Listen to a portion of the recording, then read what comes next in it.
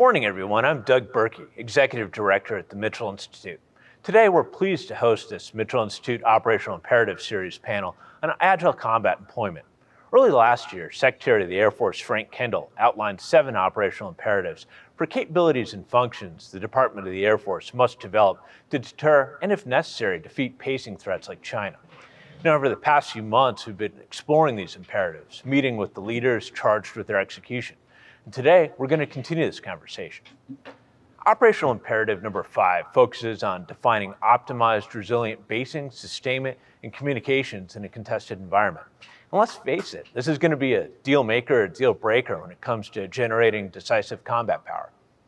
So with that, I'm honored to introduce our guests. They're all key figures in this effort. First, we've got Brigadier General Col Zuhlsdorf. As Deputy Director for Resource Integration, General Zuhlsdorf is one of the leads for making Operational Imperative 5 a reality. Next, we've got Todd. He's the Associate Chief for Command and Control and Integrated Air and Missile Defense and co-leads Headquarters Air Force's Base Defense and Resilience Capability Development Team within Air Force Futures. We've also got Colonel Col Launey. He's the Chief for Logistics and Readiness Division. And last but not least, we've got Colonel James Hartle. He's the Associate Director of Logistics and Deputy Chief of Staff for Logistics, Engineering, and Force Protection. So gentlemen, thanks so much for being with us here today. And I'd like to kick things off by giving each one of you the mic to share some opening thoughts. And let's just follow the order of introduction. So, sure, begin with you. Awesome. Thank you very much, Doug. I appreciate it.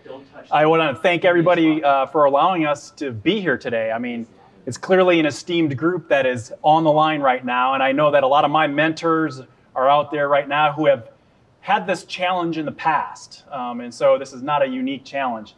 And we were talking on the way over, it just truly is an honor to be here in the Mitchell Center with all of us to discuss this really heady challenge that we've got. It is a complicated challenge. Operational imperative number 5, resilient basing, how to get at that in a theater that frankly is really, really big. To set up a resilient basing option is a huge challenge, and we're finding that out. But I can promise you all, we have some very smart Americans, and we have some very smart allies and partners that are out there that are helping us get at that wicked problem that we've got. And let me be very clear to all audience members that might be watching, none of us up here want war. None of us do. But our primary job in the Department of Defense is to prepare for that. And so we have, as I said, we have a really solid team that is looking at this wicked problem that we have for all of our great Americans, all of our great allies and partners, and to provide national security across the globe. And I am very excited and happy to be able to discuss more in detail. So yeah, thanks a lot, sir. Doug. Sure. You? Yeah, thank you very much, Doug. Appreciate everybody out there. I'm, again, like General Zuhlsdorf, I'm very humbled to be in this audience and amongst my peers here on the panel. I want to thank you for the gracious invitation and the willingness to entertain this particular topic. I think the timing could not be better for this. Not that we are at some crossroads, but I think we are at a point of realizing that the adversary's development of some extremely sophisticated capabilities that are challenging our basing in all theaters is now at a time where we have to do different things and respond to it appropriately. And that is the crux of operational imperative number 5.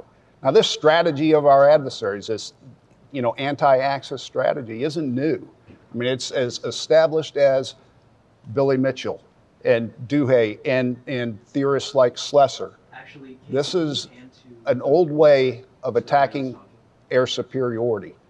Hit our air forces where they're most vulnerable. Our job in operational imperative number 5 has been to deny the adversary that advantage. So we're going to speak to a lot of different things. Some of them may be even controversial as we begin discussing this.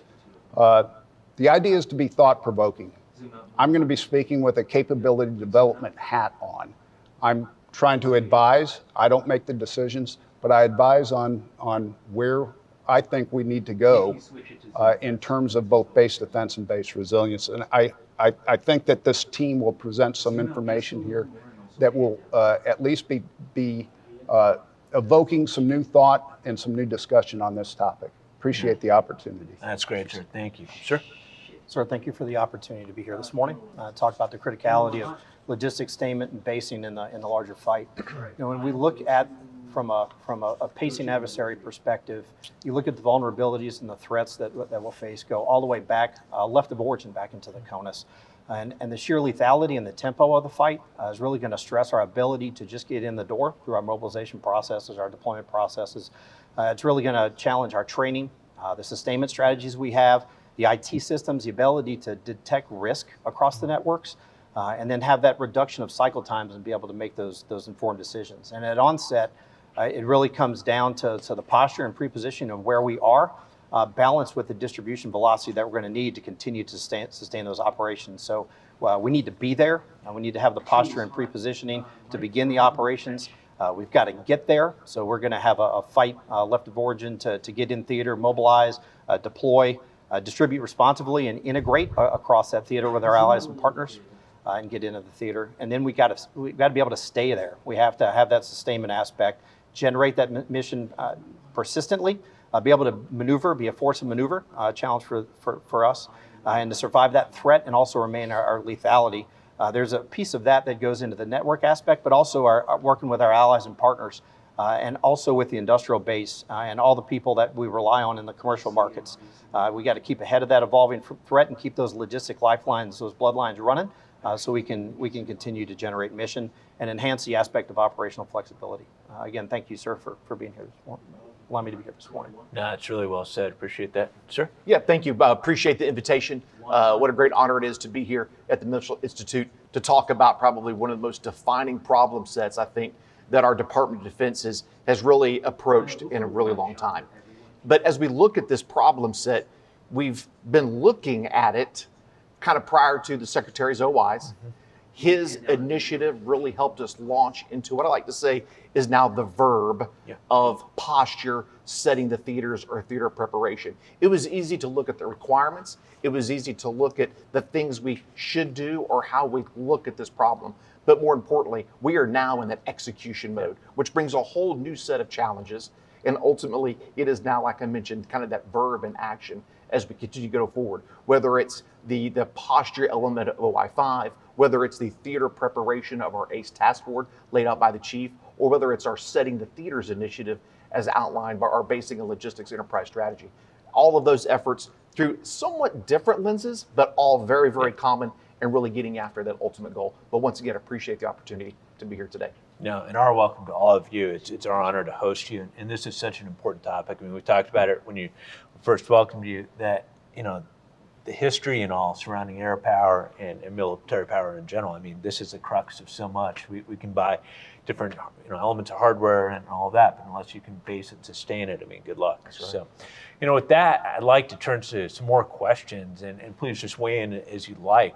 The first one, you touched upon this in your opening remarks, but I want to dig a little deeper. In our bases in the Pacific and Europe, they're concentrated, and it allows for certain operational efficiencies, but it also makes them big targets. How are you balancing those variables as you work through this operational imperative?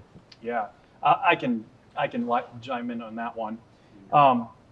As we've said before, operationally, it's a wicked problem set that we've got, especially given the resourcing decisions that we made over the last 20 or 30 years that have made our bases much more efficient. When you talk about concentrated mission sets at specific bases, we've been really good at that because we have not had that threat that is now present with our near peers, whether that's the PRC or the Russian Federation or whoever that is that's out there. And so, again, for the last 30 years or so, we've concentrated a lot of resources in some specific bases that are, whether they're in the Indo-PACOM theater or perhaps even in USAFE. And so it's interesting. Doing some homework for this, I know we have probably an esteemed member out there in the crowd right now, Lieutenant Colonel retired Price Bingham, put together a really good article in 2020 that basically said our bases are our Achilles heel. And this is coming from a fighter pilot.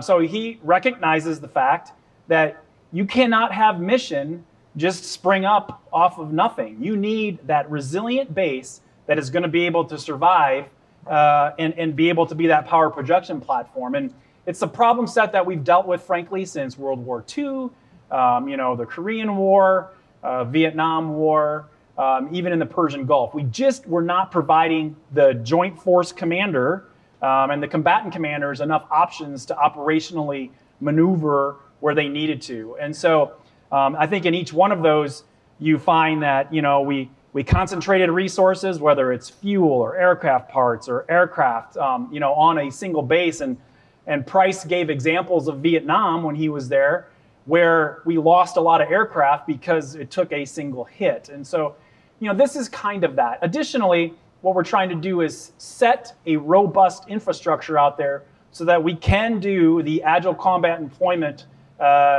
ACE maneuver that we need to succeed and provide for an ATO, an air tasking order for whatever Joint Force Commander we need. And so what we're talking about with this is we need to bolster the existing bases that we currently have from a facilities and infrastructure and command and control and an air base air defense perspective. We're going to bring to life some mothballed bases that are out there. So we talked a little bit before, Doug, about World War II. We have a lot of capability in some of those airfields yet that's out there in the Pacific. And so we're going to capitalize on, investing in that and bringing some of those facilities or those bases to life. We're going to team with allies and partners. We cannot do this alone.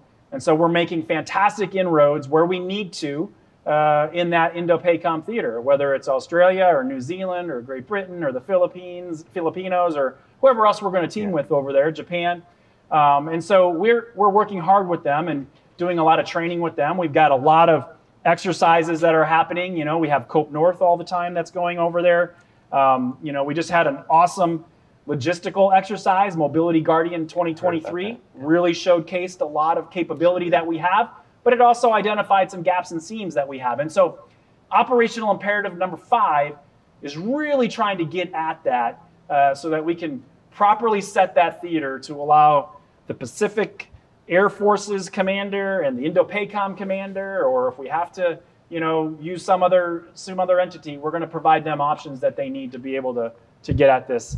The bottom line with this resilient basing is we need to make sure that we set the theater so that our airmen, that our soldiers, our sailors, our Marines, the guardians that will be out front, that they are taken care of. They have the tools that are necessary to be able to succeed in that kind of an environment. Frankly, an environment that we haven't been challenged with for quite a long time. I came in 1986, so I'm an old guy, and that's when we had, one near peer at the time, and I learned a lot about what a multi-capable airman was. And so we will also, through this effort, do some multi-capable airman training to make sure that our airmen can do different jobs that are necessary out there. So I think that might get at it. I don't know if you want to dive into anything else on that one or any follow-on questions. Do any of you have additional thoughts you'd like to weigh in?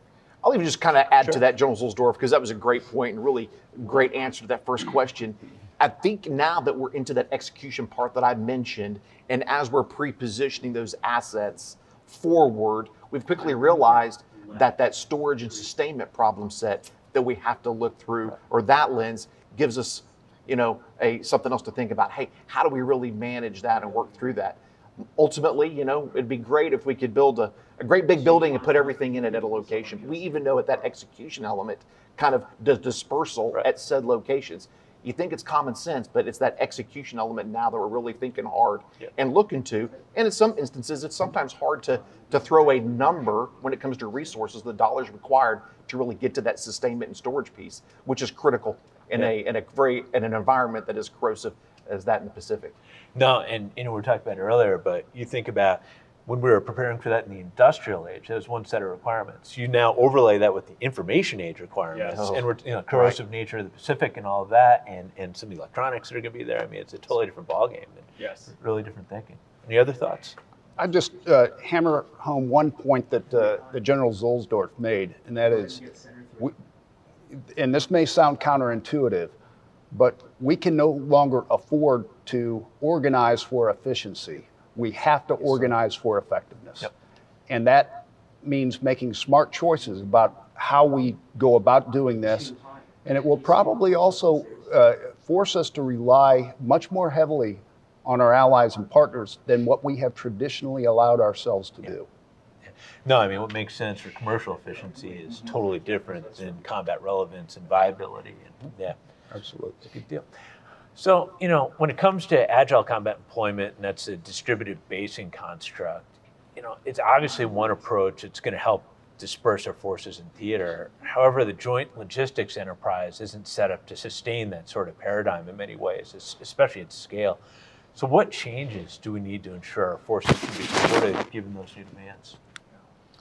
Yep, I'll certainly hop on that question first. So absolutely, when we take a look at, I think there's studies out there that says, sustaining distributed operation requires 40% additional resources, right, as normal. But we know that the ACE scheme of maneuver, the ability to disperse for survival and then aggregate forces for effect to deliver, what we need in that combat power against the enemy is certainly critical. So as we look at the effectiveness and the investments that we need that Mr. Sears brought up, we've got to ensure that what we're investing in, right, makes a difference, that it is survivable, getting back to the resiliency piece, and then ultimately be able to generate those combat sorties in an effective manner, at the point of need and at the pace in which, an air tasking order will require as we continue to move forward. But once again, it's that increased resource requirement, to sustain that distributed operation element. And that just kind of gets to your point. Fuel,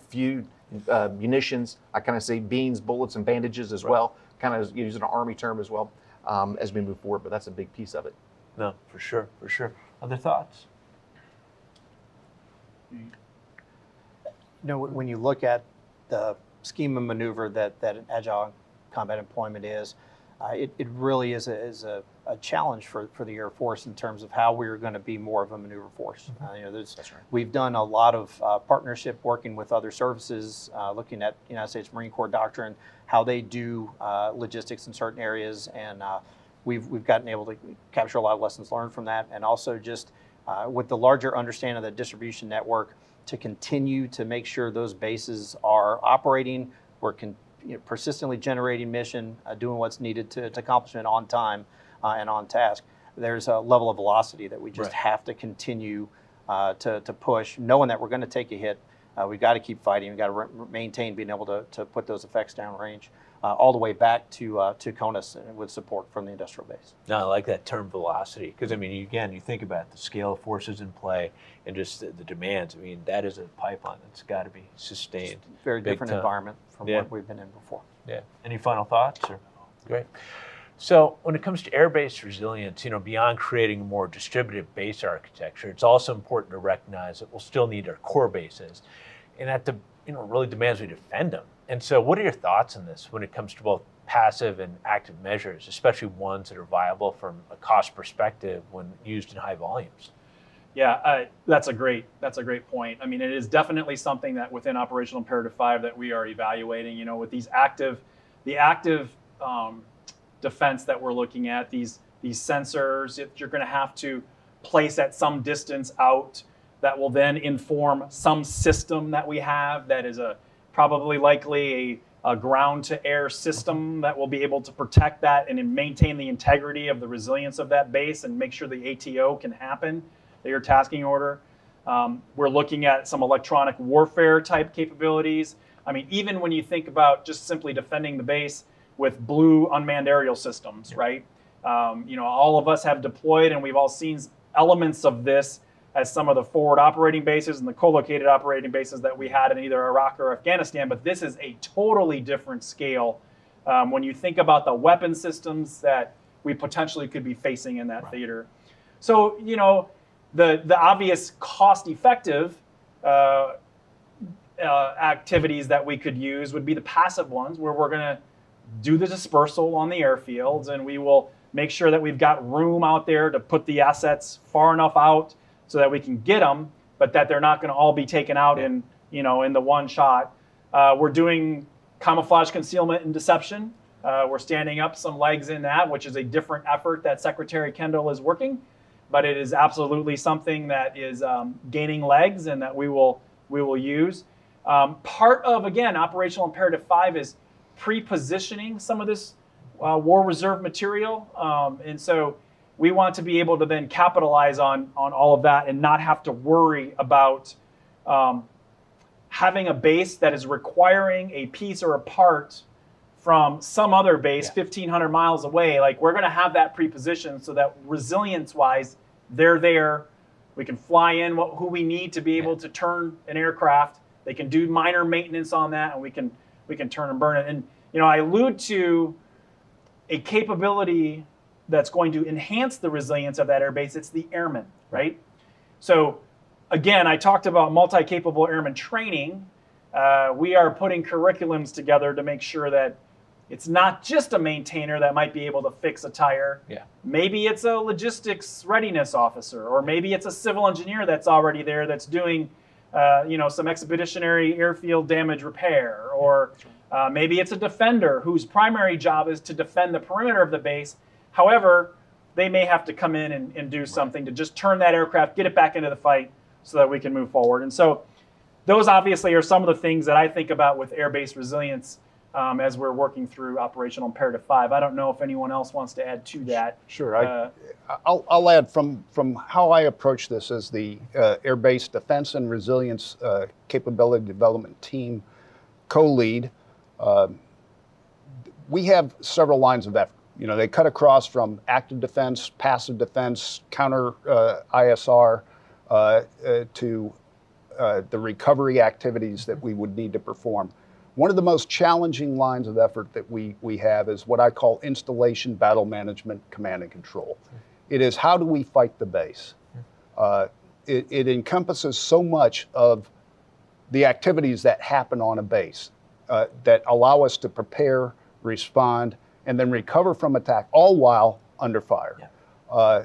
Big challenge. It's forcing us into a full .mil-PF review of how we conduct operations on a base and where can we make those operations more efficient, more effective for actually doing the activities needed to prepare for attack, responding while under fire, both with passive and potentially active measures, and then recovering from that attack to be prepared so that we can do the primary job there, which is to generate combat power from that base. And that is it's a huge challenge, but it's one that we are tackling right now. No, it's encouraging. Sir? No, those are great, absolutely, answers to that question for sure. Absolutely. Yeah, the other thing too, I would just add, we talked about multi-capable airman training. The other piece of resilience is for the individual themselves. And so we actually have teams that are looking at how to make that individual more resilient in the face of some of the threats that we may have. So we're looking at the entire spectrum when it comes to air-based resilience, and then how it contributes to the overall fight. No, and what I really like about your answer is you're looking at in a 360 kind of fashion across the board. It's not just hardware, or other elements. It's got to be the people, the things, the actual physical location, and just the mentality you're talking about. I mean, we saw that in many ways during initial operations in Iraq and Afghanistan, where what we thought were, we're logistics folks and all that, all of a sudden we're in the front line of attack and all that. It took a tremendous amount of training and just getting people into a different capability and mindset zone. And I think, we'll see that on steroids in terms of everybody's going to be on the front line in many ways. So how do we make them more resilient and effective? Yes, sir. Yeah. Yep. So, when we also think about this, there are some emerging active defenses against air and missile threats, capabilities like directed energy, electronic warfare systems, guided gun launch projectiles, and lower cost surface to air missiles. How do you rack and stack how we go about, employing those, developing those, fielding those for maximum effectiveness and a viability, perspective? So fortunately, we have a pro that can talk about this. It's all on your shoulders. Don't fail us. So, let me start off with the fact that it is well understood and well established that we are in the trade between what the adversary can project in terms of fires on our bases and the methods that are currently exist for us to defend against those, that we are on the wrong side of the cost curve. Bottom line, we are what what I would say is on the losing end of a cost imposing strategy. So there's a tension that exists between the capabilities that are available today, right now, that we can reach out, we can grab if we think we need to take on part of that, and field those capabilities, understanding that we are in a cat and mouse game with countermeasures and other aspects that the adversary is doing. And these are very costly missile systems that we're talking about. Won't go into the details of them, but I think it's fairly well understood. I have from the time we stood up the CDT about 3 years ago, asked the question, do you want what's right or do you want what's right now? Yeah. And I think it's critical because we are already, we'll say, at risk, and the time delay between where we sit right now and some of these emerging technologies, directed energy, electronic warfare, some of the gun systems that you mentioned, are still immature in terms of total systems to be able to apply in an operational way. So I think that those types of capabilities offer exactly what the Air Force is looking for. We need to get on the right end of the cost curve. Both it enhances our ability to get deep magazines, right? Directed energy, electronic warfare, not bringing a whole lot of bullets with that. And even with the gun systems, you're not carrying missiles, and you can probably buy bullets a lot cheaper than you can a lot of the missile systems. Logistically, much more supportable. The final thing is that in most cases, we think that these actually have a potential of flipping that cost curve. The challenge is that they are still immature and require a lot of an upfront investment to get them to the point where we're going to be able to employ them effectively.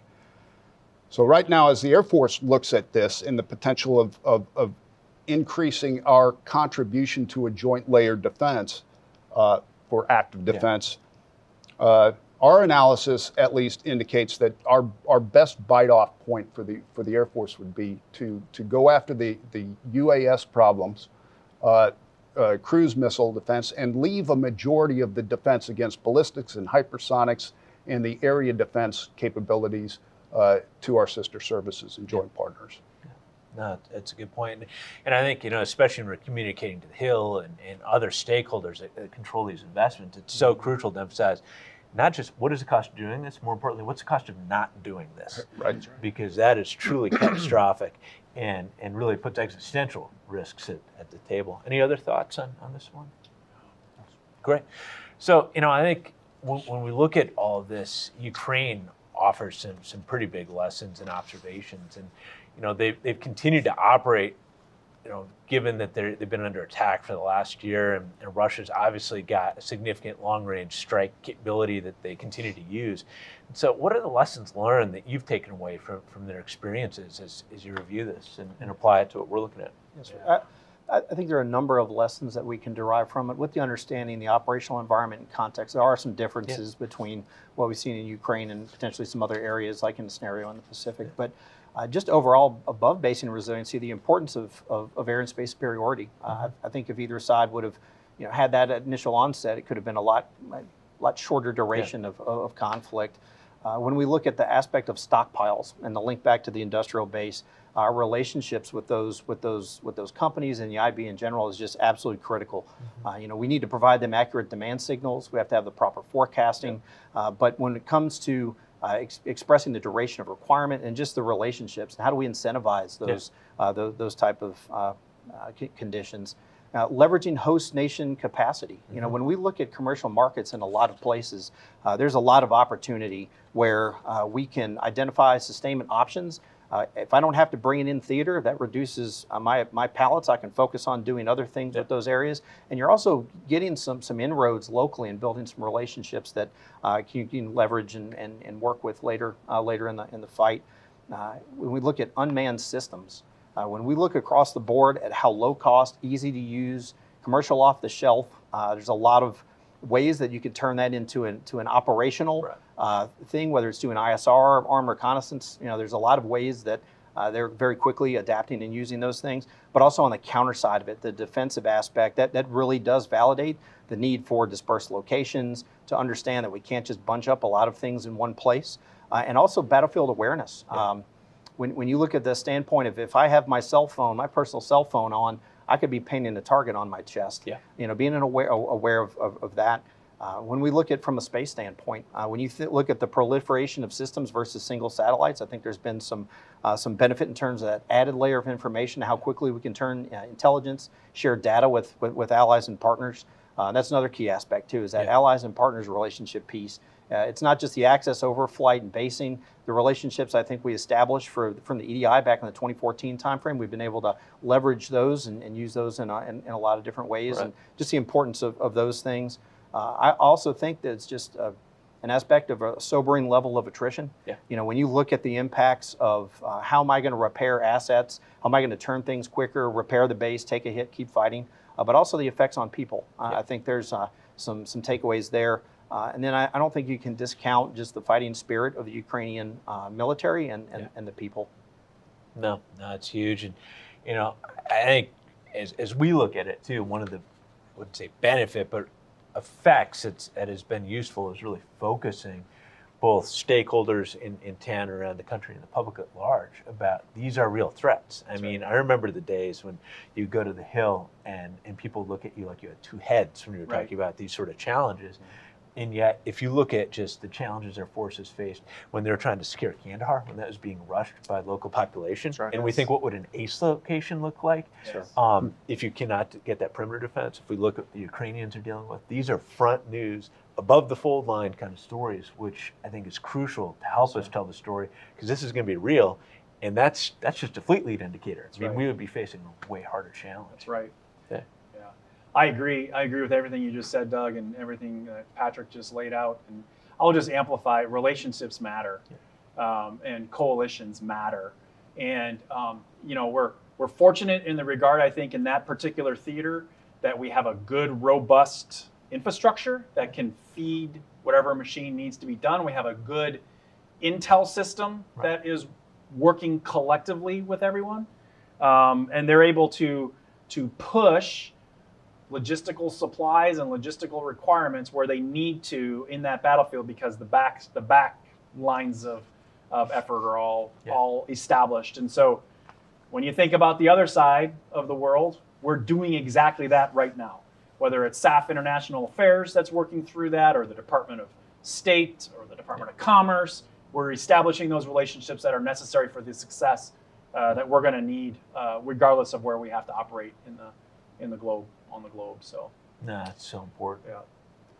Any other thoughts? I think we need to be prepared for at our bases for attacks by adversaries using very low cost methods in very sophisticated manner. That has shown demonstrably effective in this campaign.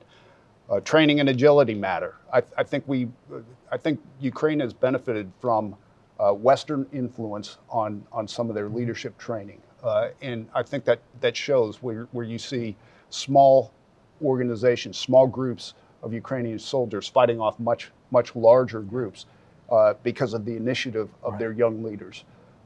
And finally, I would say that even though we may expect a very quick war, and we often calculate things based on a quick war, a longer war of attrition may be what we get. So as we look generally at, sortie generation as the metric to go by, we ought to also equally consider force preservation in the future. Now, I can't agree with you on that one enough. And, that's not a lever we control. Not giving in, not losing is a card that the enemy controls. And we've got to be ready to sustain for the long run, because, wow, that could easily defeat us. So I want to pull the thread on something you were mentioning a little bit earlier, and that's the notion of sustaining combat operations in contested environments. I mean, logistics efforts to resupply Ukraine, they've benefited from their proximity to NATO supply hubs, and we're looking at a far different ballgame in the Pacific. So if you're looking, at what's facing a Transcom commander during a given day of the challenge, how would this impact your thinking? Yeah, so I'll jump on that real Yeah. quick, right? Because that is probably the largest conundrum of them all as we look at this problem set. How do we? Hey, well, let's assume we get forces at the point of need, and they have initially the resources and supplies that they have, but eventually we're going to exhaust those. So I think the resupply conundrum really gets difficult. I don't think we have a good answer yet. We've got a lot of options. We're certainly working through that problem. I kind of like what has been mentioned recently is gaining a lot of traction is kind of just automatically moving supplies and materials forward, kind of like on a subscription service is something that our chief has mentioned, right? Hey, we know we're going to go forward, and if we get into kinetic actions, however many, that short period of duration, we may be in a comms denied environment. We certainly know it's going to be contested.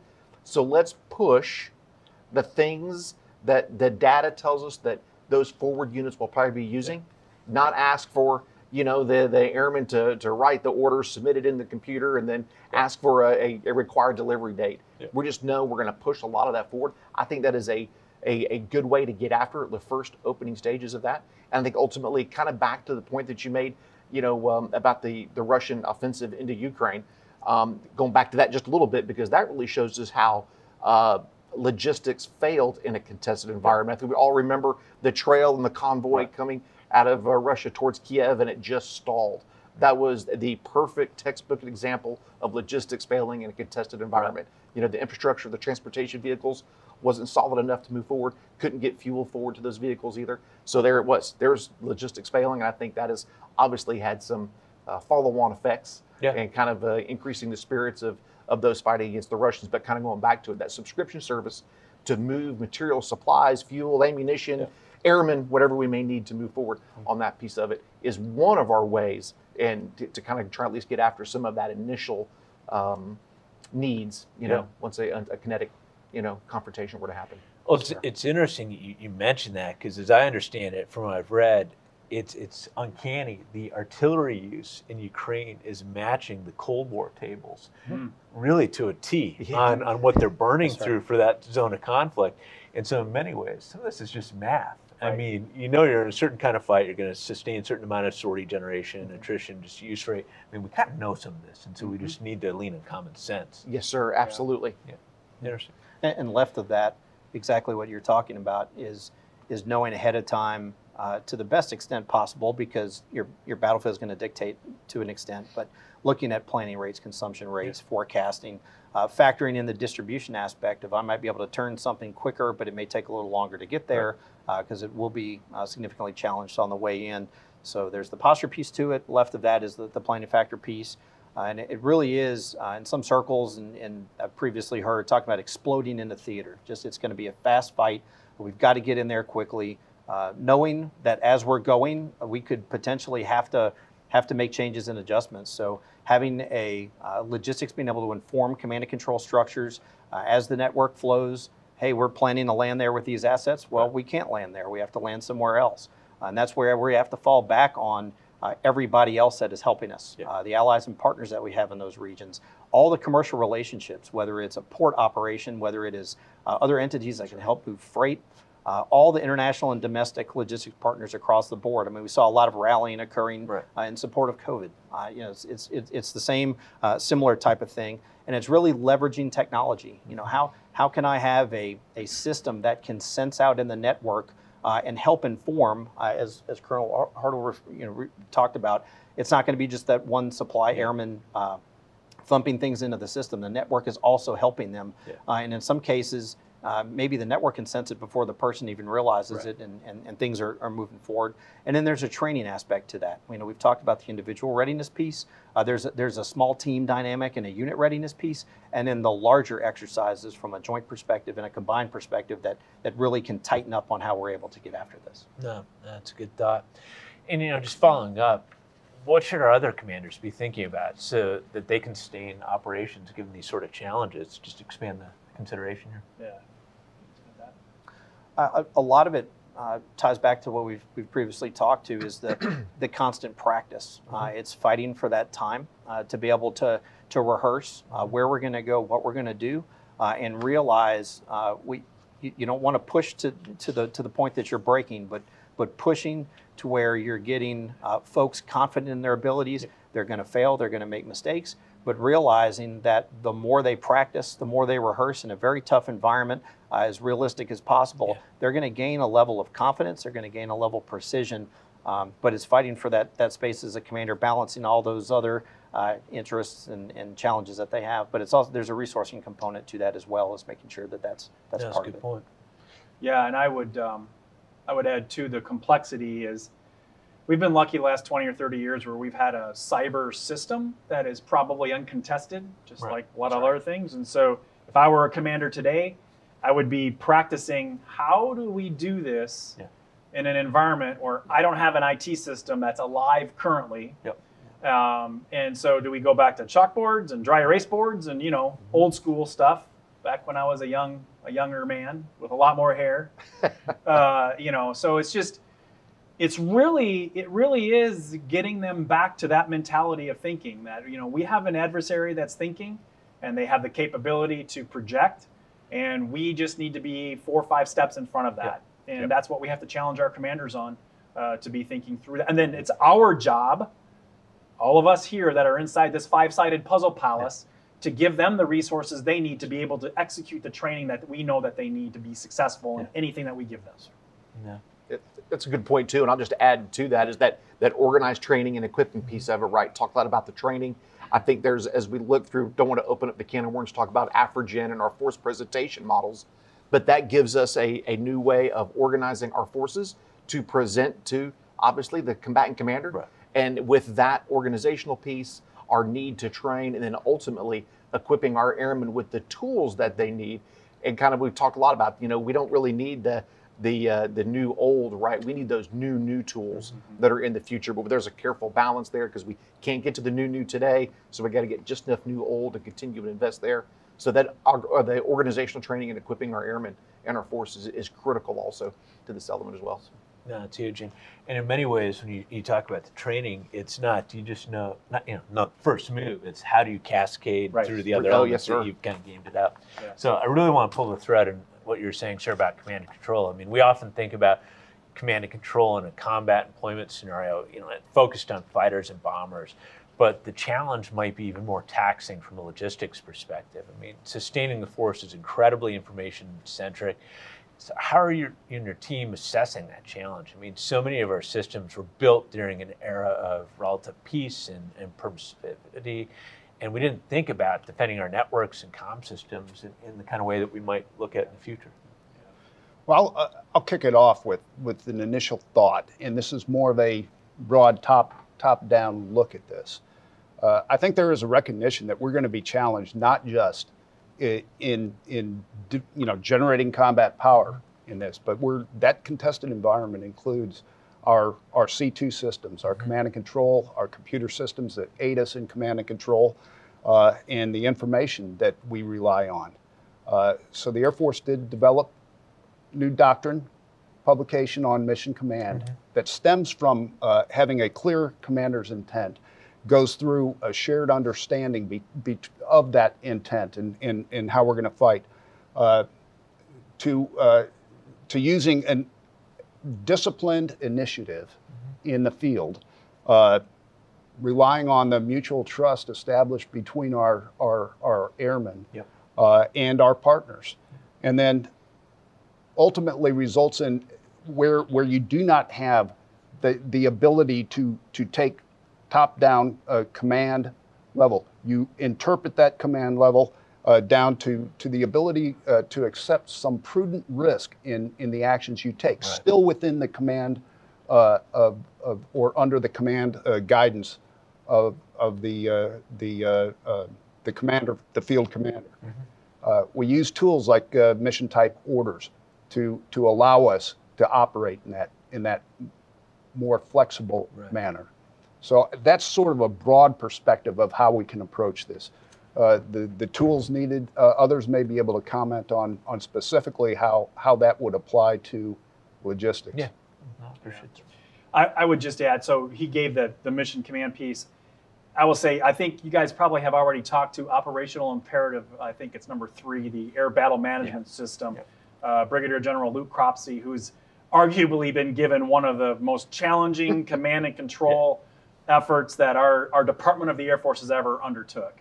And it's trying to link all of our command and control systems into this ABMS, which will then feed into the joint all-domain command and control system that we're going to use as a joint force. And so I know the Army has Project Convergence, the Navy has Project Overmatch, and so that's our contribution, Air Battle Management System, ABMS. And so over that umbrella, then we will have to feed our own logistical C2 information control. And a lot of that is probably falling into the Advana platform that is used by the Joint Force. And so we have some systems that we're working internally to logistics specifically that are going to highlight where we're at with our logistical supplies, and then it'll feed this system so that we can then push where we need to push our logistical supplies to the bases. I don't know, Patrick, if you wanted to add to that or not. Or yes, sir. It truly is contributing the logistics integration of those command and control structures, because it's just critical that we're logistically informing that, and to be able to create that decision advantage for the operators. There's an element of there's a lot of conversation we're having in the logistics community on operations research and analysts, and where's the right placement of them, and how do we incorporate them into the discussion. Some of the things we previously haven't thought about, and getting left of that in terms from a defense standpoint, we look at supply chain risk management and looking at areas where we know we're going to be under fire, but there's ways to illuminate threats or pose something that it may not necessarily be a threat, but could become a liability or risk as we look and do exploratory measures on where that company is located or who they partner with or those type of things. Fighting for the use of technology, the artificial intelligence, get a computer and make the computer smarter as it continues to make decisions while keeping a person also involved and be able to help and inform that. And then really looking at those primary, alternate, contingency, and emergency type planning. Hey, when my system goes down, what do I do? Or when I start getting a sense that the data is not correct, why it's not gone down, but it doesn't look quite the same, or things are arriving at locations that I haven't ordered, and those type of things, and how we're gonna act within that manner. No, those are excellent thoughts. At this point in time, we're going to transition to questions from the audience, and so you know the drill by now. Aiden will call on you, and so if you could unmute your mic and please state your name and affiliation before asking your question, or you can submit questions on the Q&A function. And so with that, Aiden, who do we have first? First off, we have a question from Fred Harbor. ACE began as an O&A concept and was directed in the 2018 SNDS. We've seen HAF, ACC, PACA, and USAFI all publish various concepts since then. But it seems like a lot of the actual organizing, training, and equipping has been going on at the squadron level, supported by the wings. Are we at the point where we can begin institutionalizing ACE in every squadron and incorporating it into exercises like green flag and red flag? Gentlemen? Yeah, I can certainly jump on that. So that's a great question, and I'm absolutely right. And I think, if we went back to 2018 and we really talked about that element of trying to allow our units to execute ACE was the absolute intention, because I don't think our Air Force or even the Department of Defense, we wanted to wait on the guidance from the Pentagon, the five-sided building, to tell folks how to do it. And so what we've done is we have got numerous catalogs of lessons learned, how these units are able to go out and execute. And more importantly, every unit, based on the weapon system that they're employing, based on the location that they're going to, the ability of airlift as a variable to get supplies to where they need is always different. So allowing us to give basic overarching concept of operations to execute ACE allows the units to really move forward and get after the best way that they know how to move forward. To General Zuhlsdorf's point, the multi-capable airmen as well, we've really allowed our units to try and define that for themselves.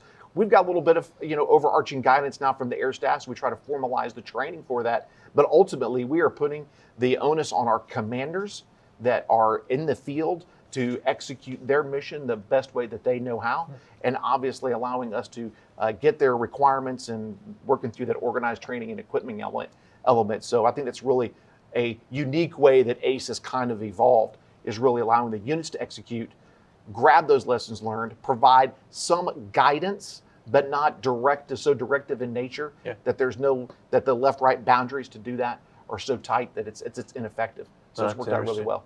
Yeah. Any other thoughts? I would think in some areas we're already being able to execute those opportunities. Mobility Guardian 2023 that just happened.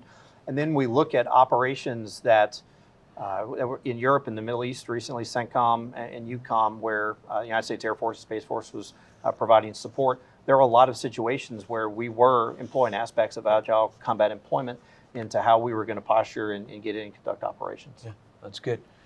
Aiden, next one. Next, we have John Turpack from Air and Space Forces magazine. Good morning. Thanks very much for all doing this today, gentlemen. Two questions. At this point, you've probably done some kind of a census of the number of bases in the Pacific that you can operate from today in a fairly austere fashion. Give us a sense of how many that is and where that's going as you create new technologies and learn to operate from a smaller footprint with a smaller manpower amount. Yeah, the overall number is continuing to change based on the resourcing that we have in there. I will say that we have a number of different hubs and spokes that are in that theater right now. That's what they're being called for the ACE employment. You think about island chains that are either in we call the first island chain. There are some bases that are already set there, and then the second island chain, which is basically Guam and all of those regions in there. And so there's a number of different airfields that we're working through, and based on the resourcing, that number will shift. But teaming with analysis, so we've studied this problem set with SAF, SSA, which is Studies and Analysis, and they've established a number of different bases that might be able to allow the Pacific Air Forces commander to be able to generate an air tasking order based on the number of spokes that are there with that. And so a little bit of a vague answer on that, but it's all resource informed, and we're working through those challenges every year as we work through that. But I mean, is it going to grow considerably over the next 5-10 years, or small increments? It will grow in increments that are visible through time across probably 2 or 3 FIDEPs as we work through that. Okay, second question. You only touched very briefly on the Army's contribution to defending air bases. Has the Army basically told you you're on your own except for big theater things, or is there a serious working partnership at the individual base level? Yeah, fantastic question. I'll take that one if you don't mind, sir. Yeah, no problem. So most of my job is working with Army and other sister services in integrated air and missile defense. So I would say that no, the Army is not backing away from this. Although, let's be frank about this. The Army is developing additional capability and capacity for active air defense. The conundrum comes in that they're not necessarily developing it for air bases, right? They provide air defense capabilities to the Joint Force Commander. The Joint Force Commander, advised by the Area Air Defense Commander, oftentimes the JFAC, is going to determine where those resources are placed to defend critical assets in the theater. The Army's not backing away. They're developing. It's on their priority list. I think it's in their top 5, maybe toward the bottom of their top 5, but they're continuing to develop air defense capabilities and enhancing those capabilities, and even developing them to operate more in smaller packets, if you will, that would probably be commensurate with our active or our Agile Combat Employment concept. The fact is, though, that they don't see air-based defense written as a mission set. And you go to DoD D5100.01, which establishes the roles and functions of the Department of Defense. It talks about missile defense, and it also talks about force protection, both of which are defined as functions. With missile defense, it's a function that all services bear some responsibility within, and force protection is assigned to all services. So, and there is nothing specific about base defense. We have historically relied upon the Army, and I think we'll continue to do so primarily. Interesting enough, the Secretary of Defense was asked to look at those roles and functions, and specifically as they apply to integrated air and missile defense in 2021. Looked at the we'll say, permissive nature. It's not directive in nature, even though it's a DoD directive. It is permissive in nature when it comes to missile defense, and he said that is satisfactory.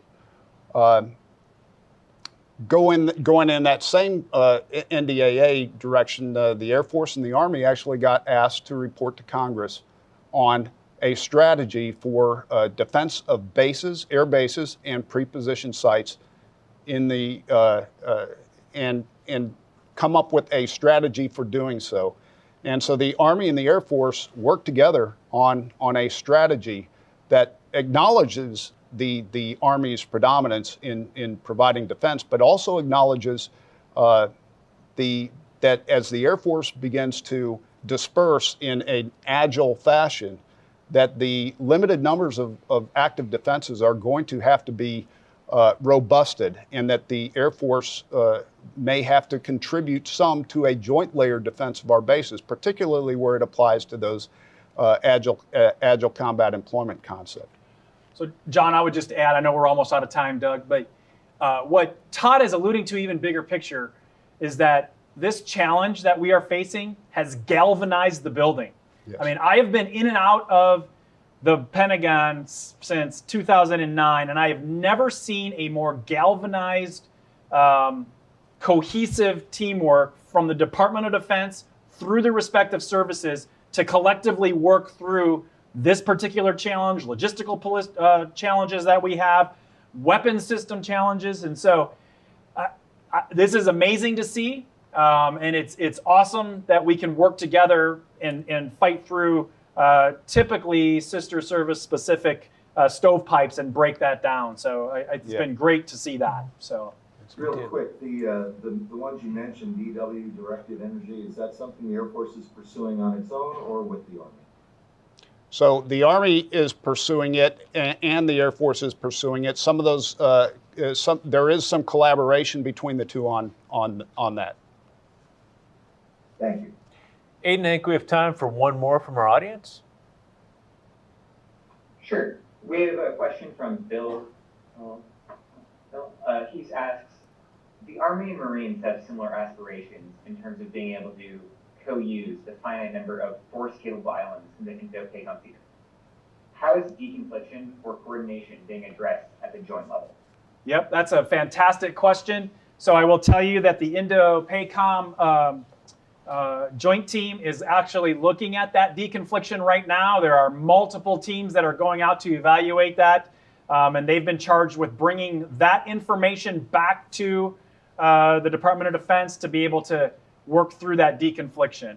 But again, as I mentioned earlier, this galvanized team work is not just in the building, but it's permeating into that particular theater, and frankly, it's in UCOM also. Like, we're taking these lessons and we're trying to deconflict because we know that warehouse A might be the only one that we've got, and so we've got to figure out collectively what actually needs to be stored in warehouse A from a joint force perspective. And so Indo-PACOM is working through that problem set right now, teaming with Pacific Air Forces, and then also with us inside the building. So it's being tackled.